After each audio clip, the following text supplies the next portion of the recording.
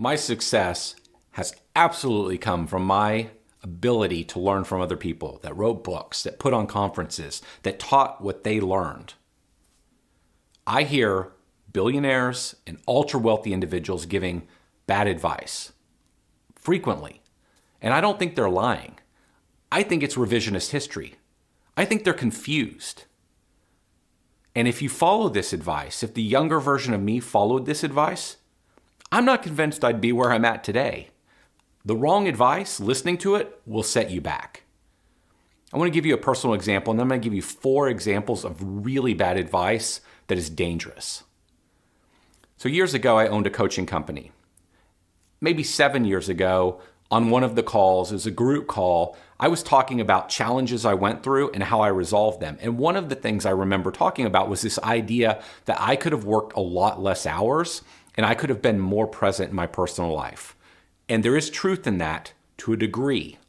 After that call, I realized that wasn't true. That was bad advice. It was revisionist history. It was me saying subconsciously, now that I know what to do, now that I know what worked, now that I know what I didn't need to do that wasted lots of time, I could have worked less time.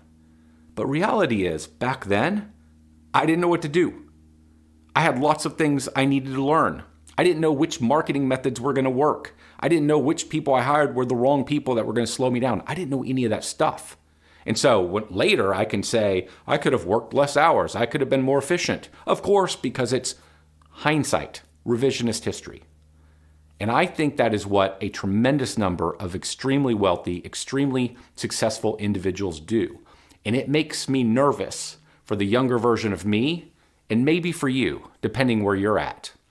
And the question I think we need to ask when listening to advice is, how did they really succeed?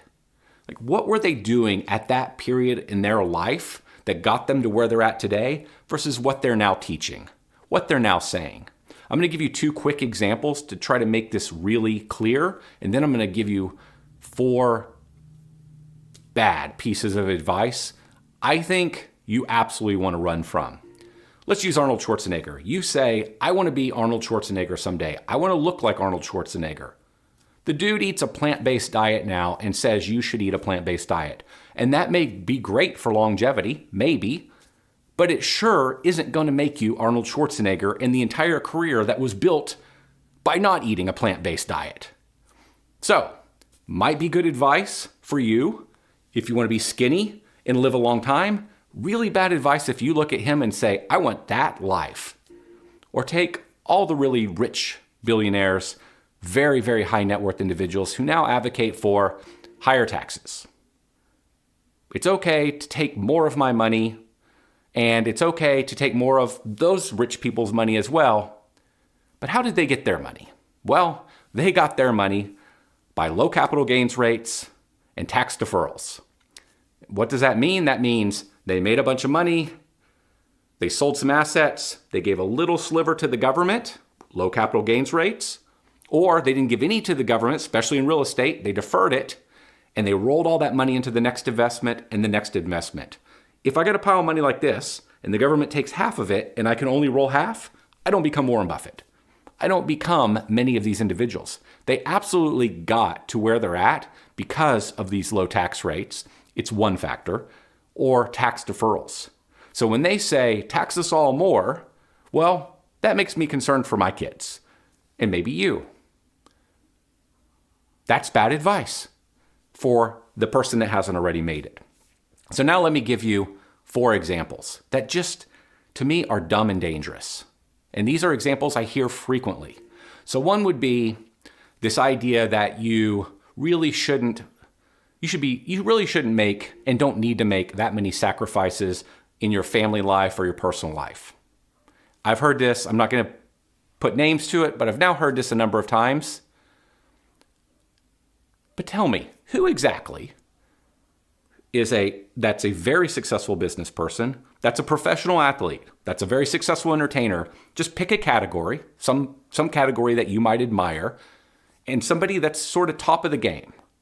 And you tell me, which of those people had great balance, didn't make sacrifices. Don't look back and say, I really wish I didn't have to make those sacrifices with my family and kids and hobbies, etc., etc., etc., but also got the end result that they most wanted in life. Tell me who. I'd like to know that person because I don't know him. I'm sure there's an example, but I don't know him, and you probably don't either. But in hindsight, it's easy for us to look back and say, I could have done it this way. And it kind of goes back to that example I gave on my coaching call where I said I could have been way more efficient. Yeah, if you know exactly how to do it and you never make any mistakes along the way.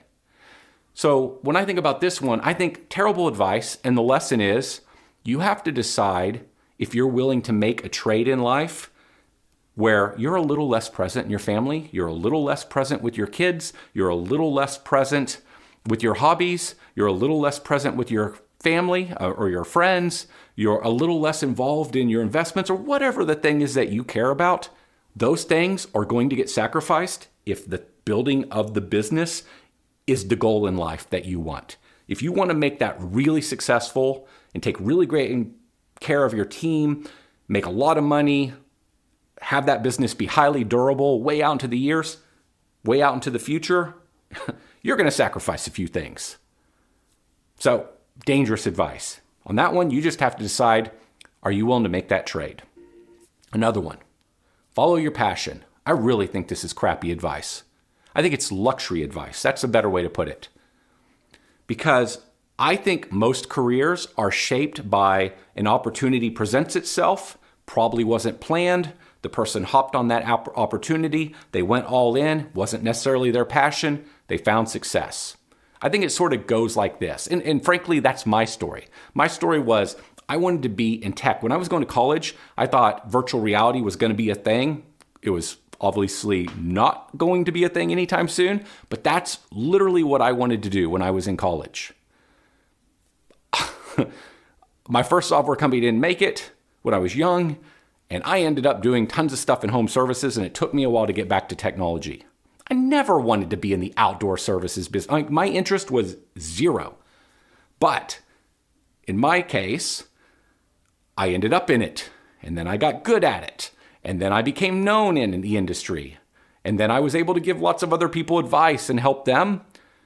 I got to know tons of people, and what happened? I love the industry. I love the people. I'm thankful I'm in it. I feel like I'm very good at it. It's now probably something I'm highly passionate about, but it wasn't when I got into it. I wanted nothing to do with it. I wanted to be in tech. My whole life, I wanted to be in tech. It didn't play out. There was an opportunity. I leaped on it, and then I worked my ass off to become one of the best people at it. And that's what I think will probably happen to you if you're not there yet. It's like there's an opportunity. You take it because that's the opportunity. It's what you got. And then you learn everything you got to learn. You become really good at that thing. You eventually make a bunch of money at that thing. And then one day you wake up and like, I really like this thing. I like who I've become. I like how other people see me in relation to this thing. And then you're passionate about it. But this idea that like you have to be passionate first, it's nonsense. You need an opportunity more than you need passion, oftentimes. I'll give you a counter. People say, follow your passion. But people also say, never turn a hobby into a business because then you won't love the hobby or there will be no joy in the hobby or whatever the saying is. Those are two things that are direct. They're different. They're completely different concepts, but they're often used. I think the lesson here is when you have an opportunity, you go all in. You stay incredibly focused on that thing. You learn everything you can. You become one of the very best people at that thing. And one day, that'll be your passion. The third one, be content. Love this advice. Be content. Less is more. Minimalism. Studies say $150,000 a year, that's enough because that's the level of happiness, and everything above $150,000 a year is diminishing returns. It's not going to make much difference. It's not going to move the needle. I know a ton of people that make more than $150,000 a year. There is no one, I would bet huge money, there is no one that would say, yeah, I wouldn't care if I went back to 150. I wouldn't care if I dropped a little below that. Nobody. They would be frustrated. They'd be depressed. They'd do whatever it takes. Their energy would be reignited. They'd be back into the game because there's nobody that would be satisfied with that after passing it. This is complete nonsense revisionist history for anybody that says, I love what I got now. This is great, but I'd be totally cool if it was this other way. BS. It's nonsense. Nobody would go back. And let me add this. Who writes these articles? Who records these videos? People that don't have that level of success, oftentimes, but also very, very wealthy people who are forgetting and don't really want to go back. But also, in this case, lots of people that haven't achieved this. Now, why might somebody write these articles and record these videos and have these conversations? Because it makes them feel better that they haven't achieved their goal and they haven't figured it out. And what's the danger for the rest of us? We hear that stuff and we think, yeah, I wanted that my whole life. But you know what? It's been hard to get it. It's challenging to get it. So why bother? I don't need to. 150 is enough. And I'm just making this up as an example to make a point. And so we settle. You tell me, if 20 years from now, you look back and say, I settled. I'm so happy I settled. That was a great life. Or do you look back and say, man, I could have done more. Why the hell did I settle? I could have done more. I could have been more. I could have learned more. Who would prefer the alternative? So just be careful who you're listening to here. It's either revisionist history in this case, or it's also people that are trying to make themselves feel better and they're telling all the rest of us that it's okay.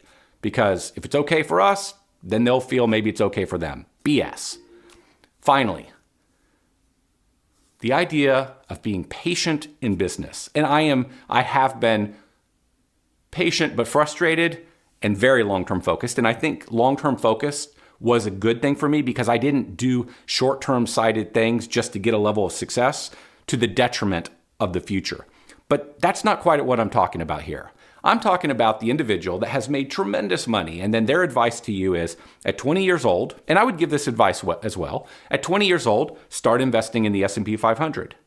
Start, putting money into an IRA. That's all great, fine advice.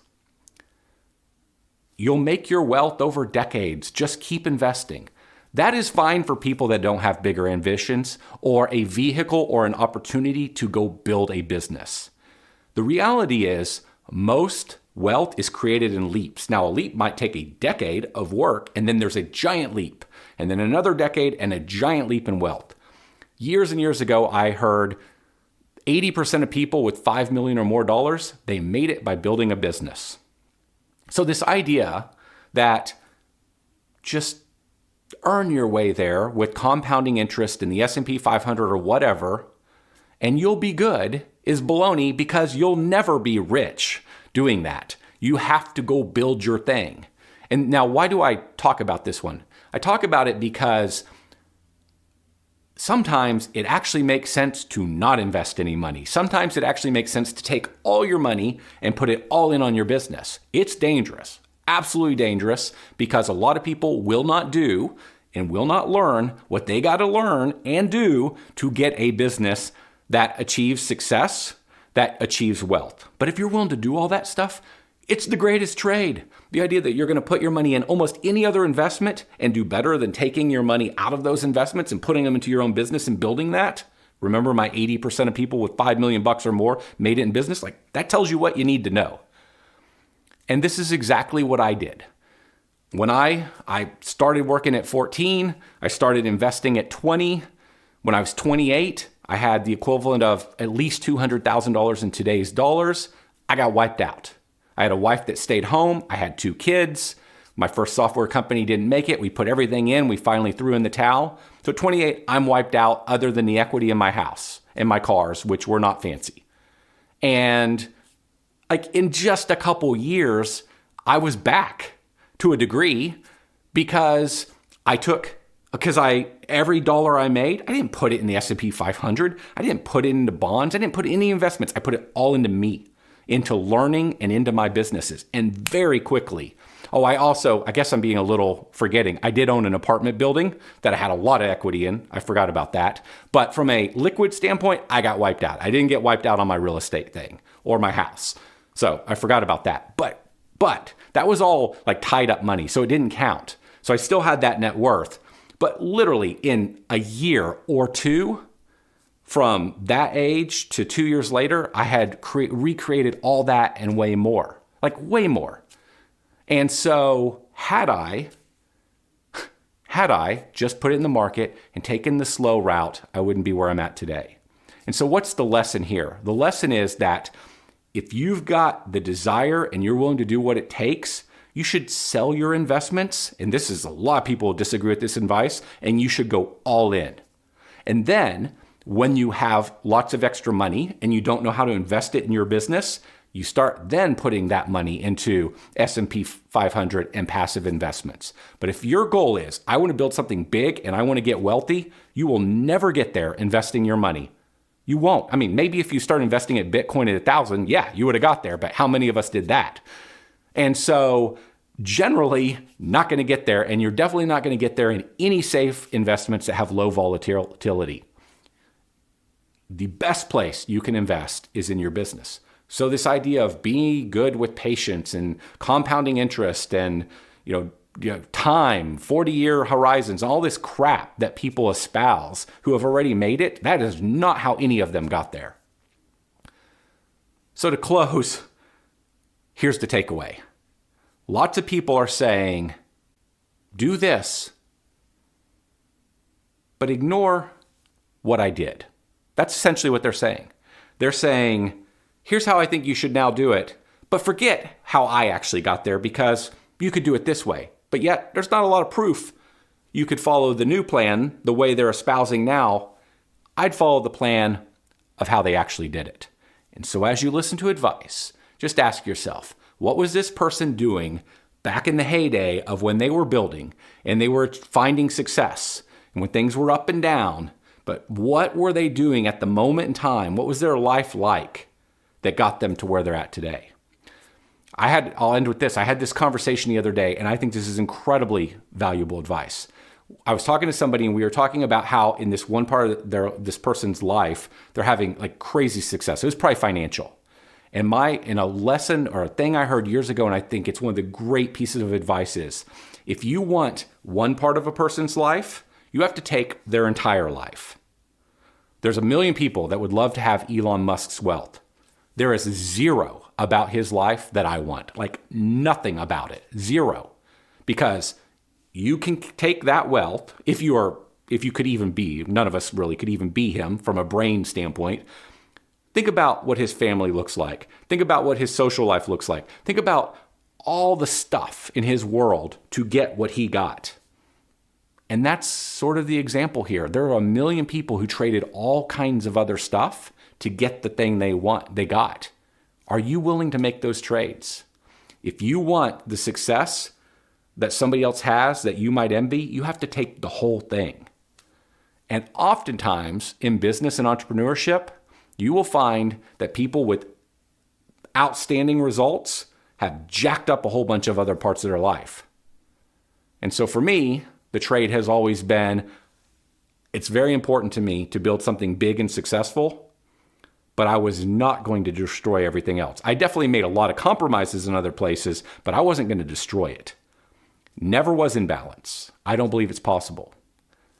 Be very careful what you listen to because it could send you down a very bad and disappointing road.